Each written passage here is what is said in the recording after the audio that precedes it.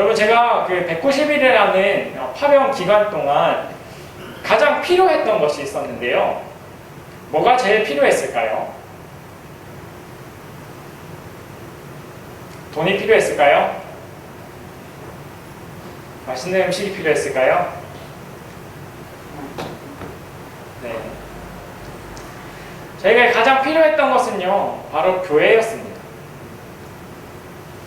하나님의 은혜와 하나님의 사랑을 받아서 그 사랑을 나누고 그 은혜를 나누는 공동체, 그 공동체가 저에게 절실히 필요했습니다. 왜 필요했는지 오늘 본문 말씀을 통해서 한번 살펴봤으면 좋겠습니다. 여러분, 우리들은요, 우리들의 위치, 우리가 어느 곳에 소속되어 있는지에 따라서 우리의 모습이 변하고, 우리의 생각이 변하고, 우리의 정체성이 바뀝니다. 제가요, 군대에 입대하기 전에요, 민간인에 속해 있을 때, 이 사회에 있을 때 어떤 모습이었냐면 굉장히 자유분방한 모습이었습니다. 언제는 이제 머리를 확 밀었다가 어떨 때는 머리를 지금 묶었다가 이런 모습이었어요. 근데 군대에 들어가니까요, 이런 모습을 할 수 있었을까요? 못하죠. 정갈한 모습을 입어야 되고요, 단정한 외모를 유지해야 됩니다. 이렇듯요, 우리의 소속과 우리의 위치가 바뀌면요, 우리의 모습이 변해요. 우리의 정체성이 바뀝니다. 복음도 마찬가지입니다. 복음을 듣기 전의 모습과 복음을 듣고 주님의 은혜 안에 들어왔을 때의 모습은 바뀔 수밖에 없습니다.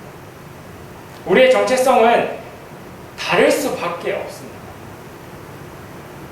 오늘 본문 11절과 12절에는요, 우리가 복음을 듣기 전에, 하나님의 구원을 받기 전에 어디에 있었는지, 어떤 위치에 있었는지, 어디에 속해 있었는지에 대해서 말해줍니다. 우리가 복음을 듣기 전에 어디 있었냐면요, 한마디로 밖에 있었습니다. 어디 밖에 있었느냐? 그리스도 밖에 있었습니다. 주 예수 그리스도 밖에 있었어요.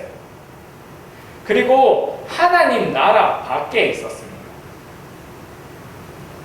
하나님의 법으로서 보호받지 못하고 하나님의 은혜를 누리지 못하는 하나님 나라 백성이 아닌 세상 나라의 백성으로서, 사단 마귀의 권세 아래 있는 사람으로서, 그런 존재로서 우리가 있었습니다. 그리고 약속의 언약들 밖에 있었습니다. 여러분, 우리가 복음을 알기 전에 우리의 모습을 한번 생각해 보십시오. 우리가 바로 이런 위치에서 아무런 소망 없이 살았던 사람들 아닙니까? 오늘 본문 가운데서도요, 그리스도 밖에, 하나님 나라 밖에, 약속의 언약들 밖에 있었던 사람들이 어떤 상태였는지 잘 말해줍니다. 소망이 없는 상태였다라고 표현합니다. 세상에서 소망도 없고 하나님도 없는 상태였다라고 말을 합니다. 우리가 그런 존재였어요. 우리가 그런 위치에서 그런 상태로 살아가는 사람들이었죠. 정말 소망 없이 살아갔던 자들이었습니다.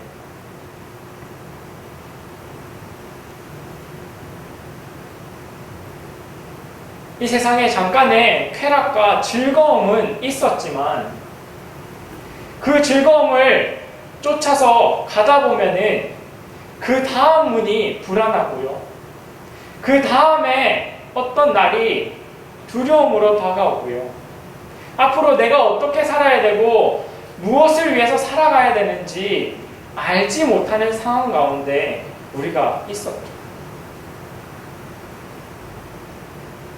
제가 군에서 사역하다 보면요, 많은 군인들에게 듣는 질문이 있습니다.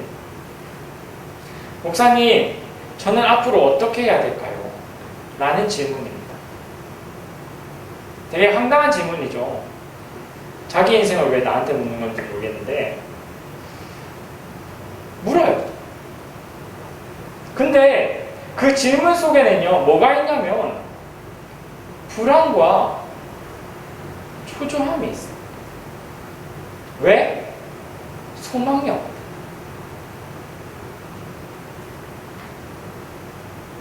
자기가 아무리 세상에서, 사회에서 서울대를 나왔고 연세대를 나왔고 고려대를 나왔어도 취업이 100% 보장된다는 희망도 없고 그것으로 인해서 내 인생이 만족할 수 있으리라는 보장이 없거든요. 자기가 아무리 재벌 아들이라도 불안할 수밖에 없거든요. 인생이라는 것이 어떻게 변할지 모르니까 불안할 수밖에 없거든요. 청년들만 그런지 아십니까? 아니, 군에서 20년, 30년 생활하신 나이 든 간부들도요, 목사님 제가 20년, 30년 이렇게 살아왔는데 제가 살아온 방식이 다 틀린 것 같습니다. 제가 헛산 것 같아요. 아무도 나를 인정해주지 않고 나의 가족들마저 나를 인정해주지 않아요.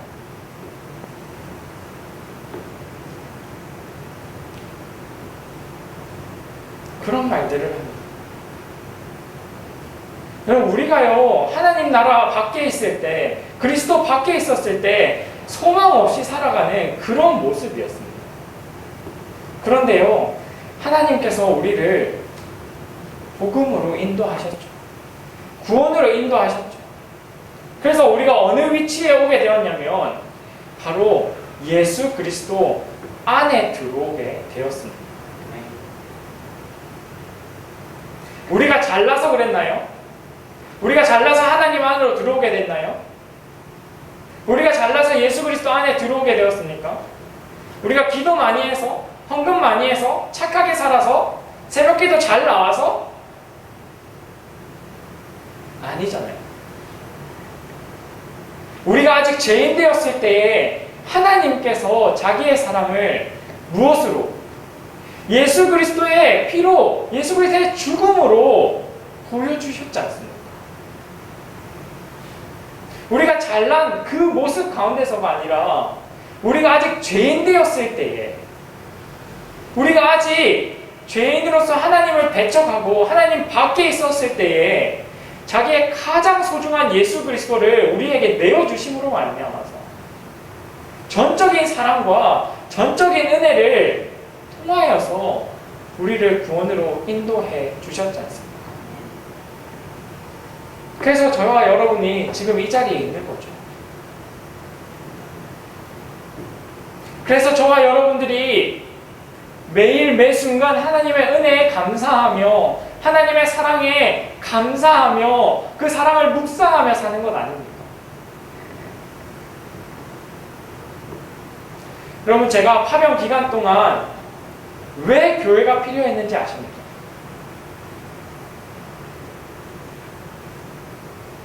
바로 이 사랑과 은혜를 아는 믿음의 공동체가 있어야지만이 우리 청해부대가 살아날 수 있겠다라는 생각을 했던 겁니다.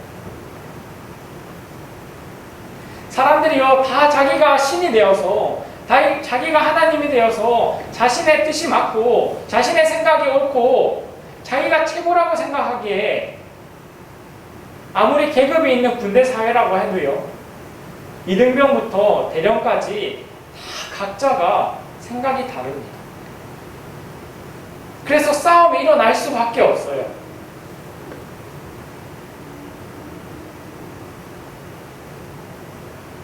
한 부대로서 한 배에 탄 사람들이 생각이 다르고 뜻이 다르니까 그 안에서 괴로운 겁니다.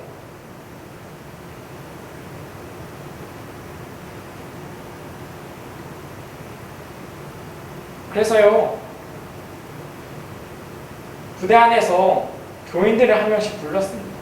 그리고 그 교인들에게 다시 한번 복음의 말씀, 하나님의 은혜와 하나님의 사랑에 대해서 함께 공부했습니다. 십자가가 어떤 의미인지, 예수 그리스도께서 우리를 위하여서 죽으신 그 죽음의 의미가 무엇인지 복음에 대해서 다시 한번 공부하고 그 복음을 받아 누리는 사람으로서 우리가 앞으로 어떻게 살아야 되겠느냐 공면했습니다.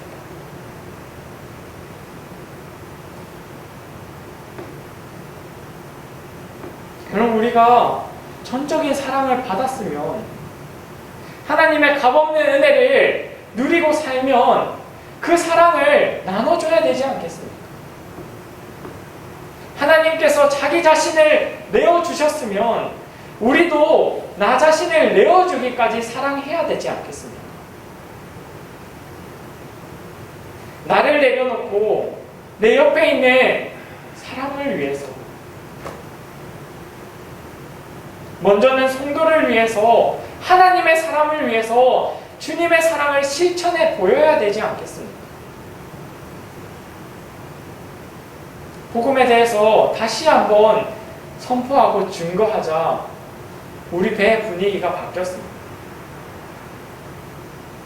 예수 믿는 사람들이, 우리 그리스도인들이 먼저 희생하고, 작업이 있으면 먼저 나가서 열심히 하고, 불평불만을 줄이고, 잘못된 말을 삼가고, 자신을 내려놓고 주변 사람들을 높이니까 우리 배 분위기가 변화되기 시작했습니다. 여러분, 말이 134일 동안 150m 되는 그 길이에 300명이 있었던 거지, 정말 복잡복잡하고 답답한 환경입니다.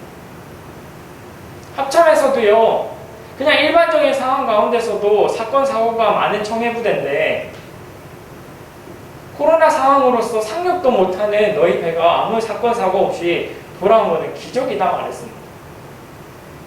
그 말을 들을 때 하나님께 감사를 표현할 수밖에 없었습니다. 하나님의 은혜다 고백할 수밖에 없었습니다.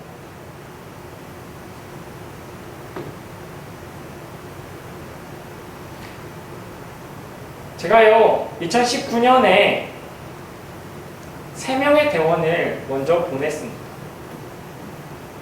3명의 대원 중에 2명이요, 파르파르나 청년이요, 스스로 목숨을 끊어서 죽음으로 갔습니다.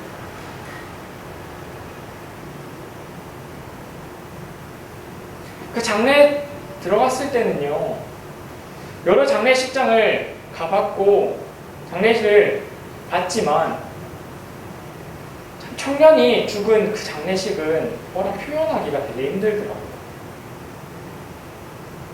근데 이 청년들이 왜 죽었는지 아십니까? 이 파릇파릇한 청년들이 왜 자신의 목숨을 그냥 놨는지 아십니까? 자신의 말을 들어주는 사람이 없어서, 자신을 사랑해주는 단 한 명의 사람이 없어서, 자신을 묵묵히 기다려주고 이해하는 사람이 없어서 죽음을 택했습니다.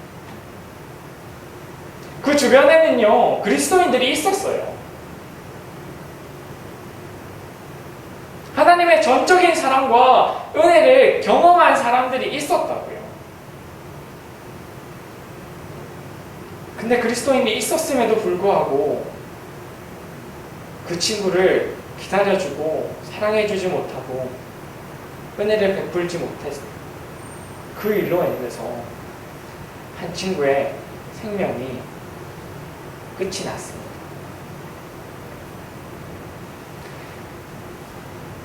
그럼 나날이 악해져가고 있는 이 세상 가운데서도요, 정말 하나님의 복음과 하나님의 사랑과 하나님의 한없는 은혜가 절실하게 필요합니다. 그리고 그 사랑을 받고 그 은혜를 경험한 사람들이 나누는 사랑과 은혜가 절실하게 필요합니다.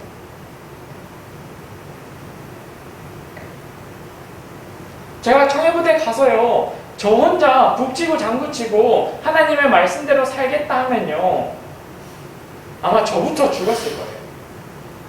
힘들어서. 근데 주변에 하나님을 믿는 사람들이 복음을 다시 한번 확인하고 하나님의 은혜와 하나님의 사랑을 다시 한번 묵상한 사람들이 저와 함께 자신을 내려놓고 주변 사람들을 챙기고 희생하고 섬기는 모습을 보이니까요, 함께 힘을 내서 우리 배 분위기를 변화시킬 수 있더라고요.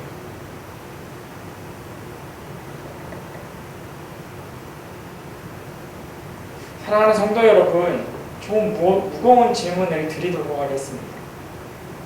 우리 부산모험교회는 하나님의 큰 사랑과 전적인 은혜를 받은 교회 맞습니까?